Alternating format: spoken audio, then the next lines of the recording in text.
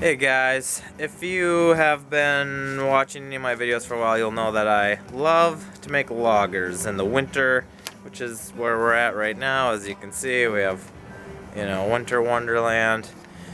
And one of the nice things about lagers is it really gives you a chance, even more than maybe, some ales, a chance to focus on the malt character, right? So what kind of malt you're using is very important. So today what I'm going to be doing is, eventually at the end, we're going to be tasting a Czech Pils that I made with Rahr Old World Pils malt, as opposed to their regular Pils malt. One thing that's different about this malt, I'm going to read you a blip here. The Rahr Old World Pils is special because it doesn't germinate as quickly as other domestic two-rows, which means that more of the insoluble protein is left in the kernel. In this, the malt is giving up some extract, but delivers greater flavor, yeast nutrients, and some beer foam stability.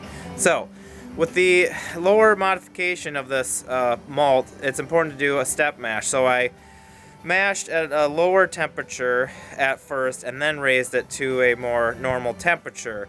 I think this beer turned out nice, and we're going to do a tasting here actually tomorrow with a bunch of peeps, and we'll see what they all think, and we'll also see if they can compare it in their minds to the other Pilsners that I've made that they may have had with different malts, and see if they can detect any kind of difference from this Rahr Old World Pils. Let's see how it goes.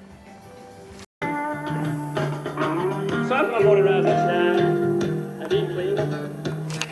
an old blurry video going there. Guys, I meant to do some brew day footage. I was doing a step mash with adding hot water, and I was going to do footage, and I ended up not doing any. It ended up not really going all that well, but I'll give you the quick rundown.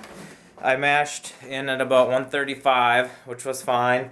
Held it for, I forget if it was 30 or 45 minutes, and then I added the hot water, but then it only brought it up to about 150, and it was supposed to bring it up in more to like 156, 158. So then I just scooped out about 1.5 gallons of the thinnest kind of portion that I could, heated that up, added it back in, and then that brought it all back up to where I wanted it to be. Let it sit another half hour, blah, blah, blah. I got a fine gravity, 1057 with 11 pounds, so that was fine. It's been fermenting at about 56 degrees or so, which is 56, 58, which is the low end for this California lager yeast. It's a hybrid lager yeast. So the Kreuzen is falling. I got Uncle Walt right there. The Kreuzen is falling. As you can see, it's not very high. As you can see, it was, a couple inches high. It's 58, 60. So now it'll warm up into the mid 60s or so in this room. Our house is not warm in the winter, but this is how I always do the diacetyl rest. So I'll just kind of leave it here until it's basically done fermenting, and then I'll put it in a cold room for a couple of days, and then I might rack it to secondary because it might sit around for a little while. But sorry, no brew day footage, but here's a little bonus clip that's something other than just the intro and the tasting. See you at the tasting. Oh yeah. Hey, what I'm gonna do real quick here is what's coming up right after this clip is the actual tasting of this Old World Pils, but I didn't do much of a close-up of the beer. It's Thursday right now. We did that on Monday, so here it is. It's getting clear. It's getting pretty clear. Oh, there's the Frizzle Fry guy. I think it's getting a little clearer even than it was a few days ago, and so like Dawson said, it was pretty young for a lager to be very clear. The other thing is the Chevalier one is right here. This is just a little glass of this. And this one, I think, it's getting a little bit clearer too, but that one's been around a long time, and it really has not gotten as clear as I had hoped. And I did not use gelatin on that one, but anyway, the Pilsner, that's what it looks like. And then right now we're doing the tasting.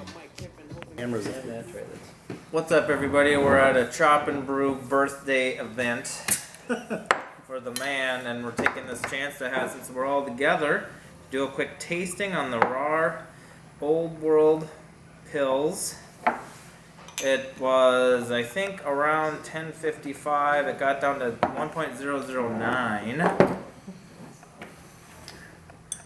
So, well, cheers you. Those guys can cheers each other. So bossy.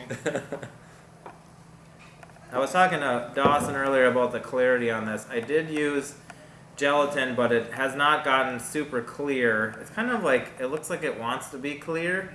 You know, inside, it wants to grow up and be a clear beer. It has clear intentions. It's only about 3 weeks old at this point, so it might get clearer. I think the clarity for a 3-week-old lager is pretty darn good. Okay. Yeah. I'm hoping that it'll... Without like commercial filtering. And no filtration. Yeah. It's kind of like, it's sort of clear, but there's still a haze. I mean, there's not like junk in there, but it's just... Anyway. So I get the Czech hop big time. We talked about this when we drank some. Previewed it this weekend. Yep. I get that too when I've made sort of Pilsner Quell type clones or Czech Pils.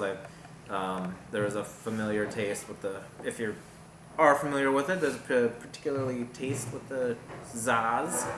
Paul, you said you're not sure if you've had an all Zaz beer before? I haven't. This is the first version other than Pilsner Urquell that I've had. I really like this a lot better. I think the Pilsner Urquells I've had have not been in the best shape. Oh, that's possible. Yeah, this is really nice. A really good hop flavor to it. It's got a nice body. It's not super crisp, but it's almost kind of creamy. Yeah. It's really nice. Well, I find it funny when I make these homebrews and they get down to 1.009 or something like that, and then I drink a commercial German Pils, and it's just way more crisp and dry.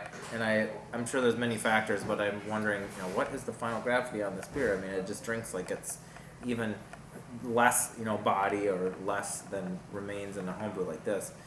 For any of you guys that have had my Pilsners before, and I typically make them kind of the same type of way, do you think there's any difference with this base malt compared to what you remember any previous ones being? Well, I've had your German Pils, and it is a little bit different, but we're talking about different yeasts. Possibly a similar yeast, but... tastes a little grainier, I think. Rich graininess. I don't know how to describe that. It's not grassy, it's not hayish, it just tastes like a more rich version of that same kind of Pilsner atmosphere, essence. I don't know if I think that this malt is richer or less rich than like Rahr Pils. Mm-hmm. With the understanding that we're not doing it side by side with your regular recipe, and I'm just relying on memory and perception and however else that might be colored. There's kind of like a sourdough aroma to this and flavor that I don't associate with, at least mentally, with beers that I've had from you in the past. And similar grists. The aroma too might be coming from, and I should mention this, the yeast is not a pure lager strain yeast, that's the San Francisco lager. And that might throw off a different aroma than another lager yeast that's more of a cold ferment one. I definitely agree with that. That might be what is coming off rich. Like, I just think that yeast probably doesn't work as intensely on that fermentable or leaving kind of body behind it, whereas the steam beers always kind of got some body. Yeah. But 1055 down to 1009, that's pretty good attenuation. It's really crisp, but like you guys were noting, like it still has some texture to it. For a 1009 beer, I think this drink's a little plusher than what the gravity would indicate otherwise. And some of these malt experiments that I've been doing, sometimes you make a beer with a different malt and you get a very different, noticeable character. That's what we saw in the Chevalier experiment. That's what we'll see in this beer that I made that uses Breeze Ashburn mild malt. In this case, going from one Pils malt made by the same maltster to a different one, the difference is going to be marginal. I'm making a beer with Weyermann Bohemian Pils, which is a different maltster, but again, just a Pils malt, so it's kind of apples to apples in a way with this kind of beer. Old world pearls. But Moravian. basically, keep experimenting, keep trying different ingredients, try different malts. There's a lot of them to be had. Never know what you like until you try it. That's right. Yeah. Or what you don't like, whatever the case may be. Right. All right, that's good enough for this. Thanks for watching. We got other beers to try. Catch you later.